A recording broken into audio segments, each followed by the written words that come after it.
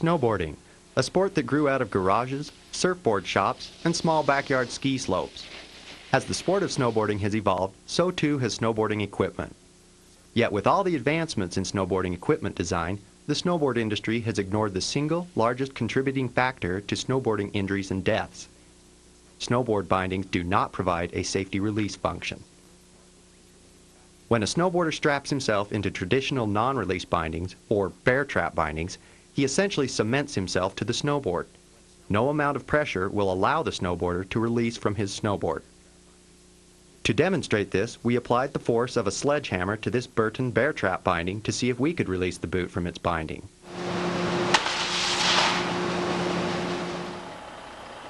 When that failed, we applied the pressure of a 30,000-pound semi-truck to the Burton binding.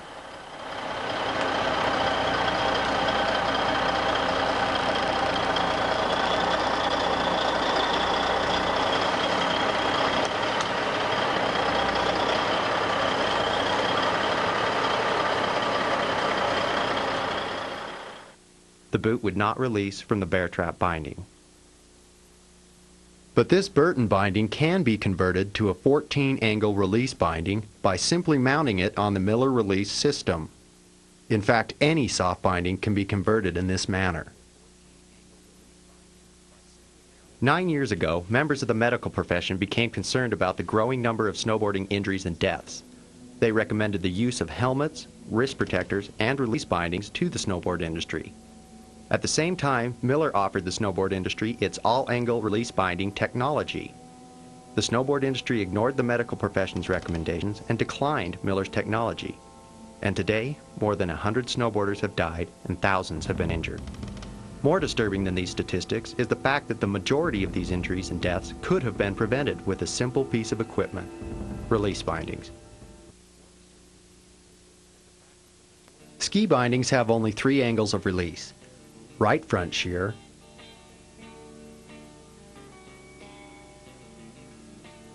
left front shear, and upward heel release.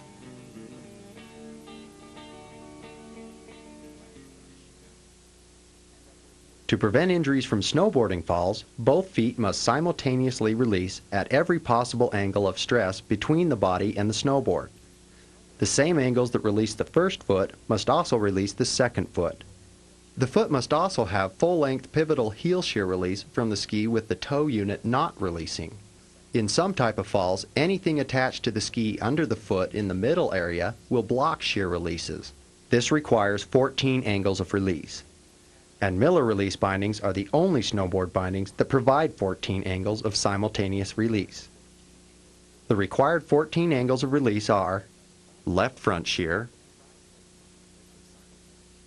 right front shear, left heel shear, right heel shear, full shear left, full shear right, left heel roll, right heel roll, left front roll, right front roll, full roll right, full roll left, heel upward, and toe upward. The 6 roll releases are crucial to snowboarders who ride with varied angles of their feet to the fall line. Miller's patented Valate system covers the 3 basic pressures: torque, roll, and lift. In their exact ranges, these pressures prevent premature release of the snowboarder from his board. Yet when necessary, the bindings release at every possible angle of stress between the snowboarder and his board. Bindings without these 14 angles of release have a latent defect, as all 14 angles are required to prevent injuries from snowboarding falls. Miller release bindings are available in soft and plate models for both adults and children. Miller's all-angle release units can be fitted under any soft bindings to convert them to fully functioning release bindings.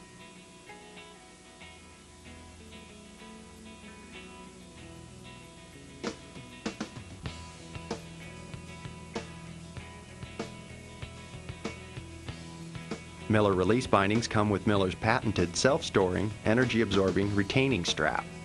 In life-threatening situations, such as an avalanche, the strap's mounting screws detach from the snowboard. Most snowboarding injuries involve the wrists, ankles, knees, and lower legs.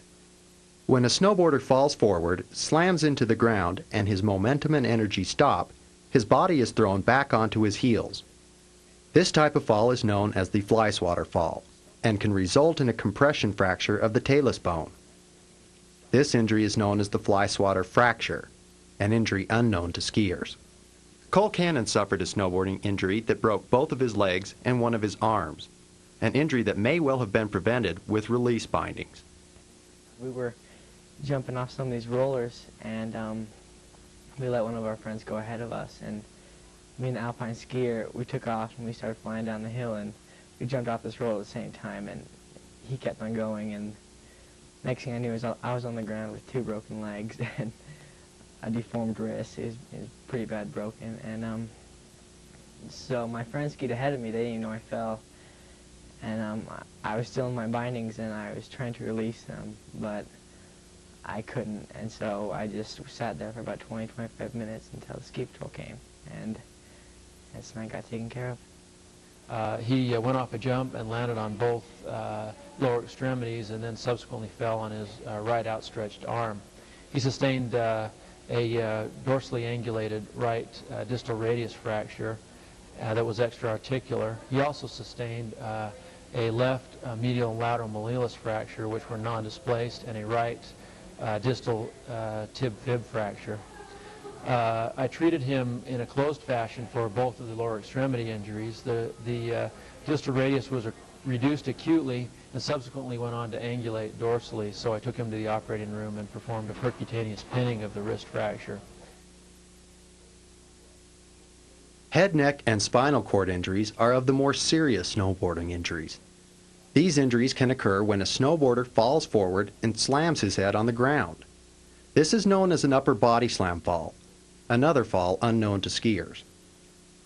In addition to broken teeth and facial lacerations, a body slam fall, as well as a fly swatter fall, can fracture the vertebrae or injure the spinal cord, which may cause paralysis. A significant blow to the head may also result in traumatic brain injury. Ron Roscoe, Executive Director of the Brain Injury Association of Utah. You take an individual who has a brain injury, when you have such an impact as an accident hitting rock or even a fall, you can actually suffer years and years of rehabilitation. I feel it's very important to wear a helmet. Snowboarding is an up-and-coming sport, especially between the younger generation. We need to know that there's consequences once we have these injuries. Unnecessary preventable injuries. Still, the snowboard industry ignores the simple solution: pressure release bindings. The snowboard industry has also ignored over 100 preventable snowboarding fatalities, which begs the question, how many snowboarders will have to die before the snowboard industry acknowledges the latent defect of bear trap bindings?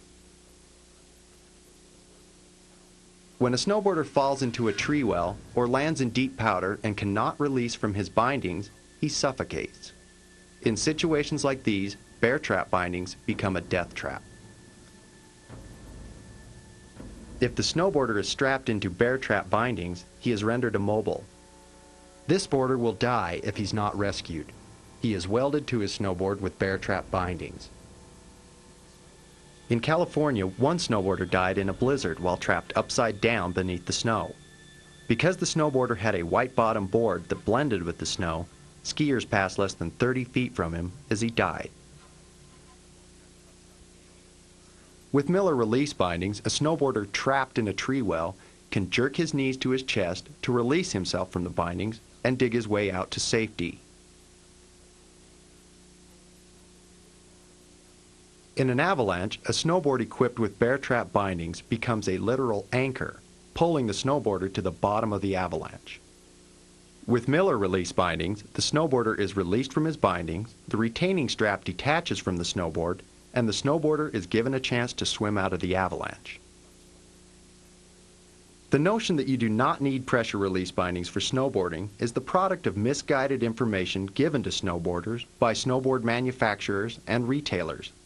It is a notion that is ignorant and dangerous, a notion that injures and kills snowboarders. Miller snowboard release bindings have been proven in top competitions. Josh Corvin won first place in one event of the U.S. National Snowboard Championships using Miller's plate model release bindings. Miller is the only ski company in history to demonstrate their product in actual ski falls. Here, Hall of Fame skier Earl Miller performs the dangerous oblique somersault in the U.S. National Falling Contest to demonstrate Miller's ski release bindings. Miller products such as the ski brake are sold in virtually every ski shop in the world. Miller is the world's most experienced all-angle release binding manufacturer, with over 500,000 bindings sold since the 1950s. Miller, the world leader in ski and snowboard safety. Miller snowboard release bindings are sold through authorized dealers and by Miller's factory. For more information, contact Miller at 1-888-806-SNOW.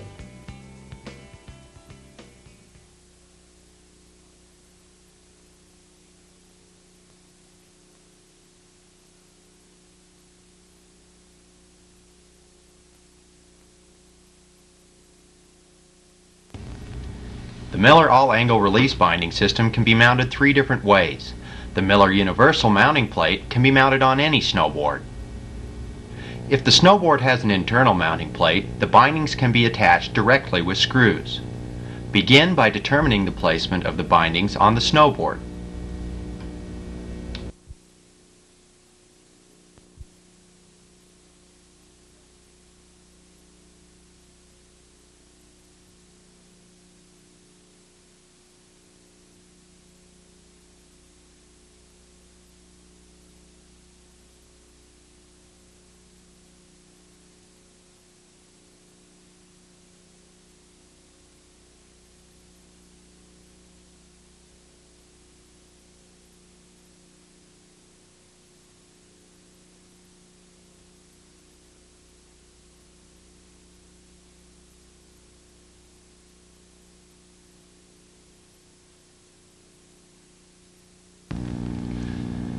Using Miller's drilling template, drill the 4 outward set of holes and fasten the heel and toe units to the snowboard.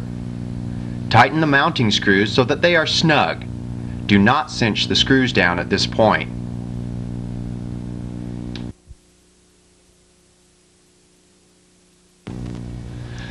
Using a straight edge, ensure that the heel and toe units are properly aligned.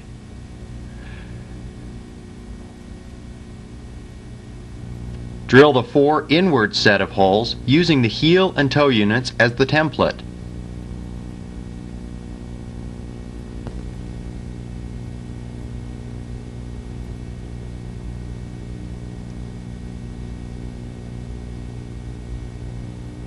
Double check the heel and toe units alignment and complete the installation by cinching down all mounting screws.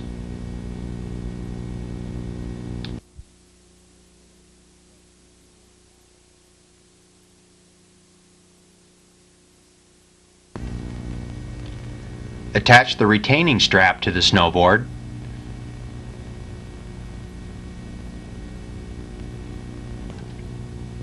And check your mounting by stepping into the binding. Test the 14 release angles using Miller's rotary tensionometer, and finally set the DIN tension adjustments to the Stay 9 setting of the snowboarder.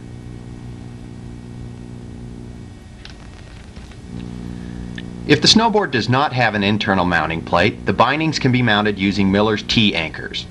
After determining the placement of the bindings on the snowboard, drill the 4 outward set of holes through the bottom of the snowboard. Turn the snowboard upside down.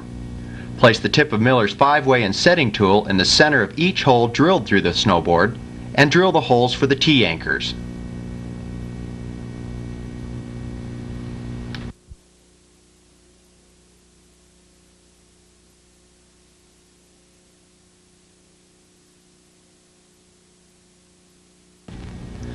Place the T-anchors into their holes and turn the board right side up.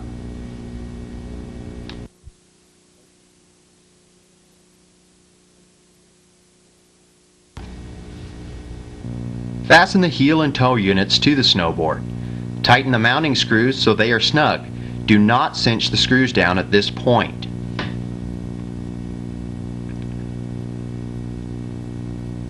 Using a straight edge, ensure that the heel and toe units are properly aligned. Drill the 4 inward set of holes using the heel and toe units as the template. Note that the inward holes are not drilled through the bottom of the snowboard. Double check the heel and toe units alignment, cinch down all mounting screws, and turn the snowboard upside down.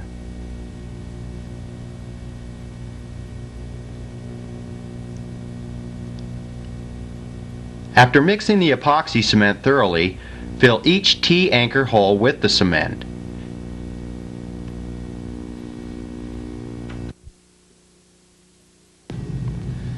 Ensure that the cement fills to the edges of the holes, and leave the cement to cure for 24 hours. Once the cement is cured, use an 80 grit sandpaper to sand the cement until it is flush with the bottom of the snowboard. Clean the bottom of the snowboard using a soft cloth and WD-40 or similar lubricant. Attach the retaining strap to the snowboard.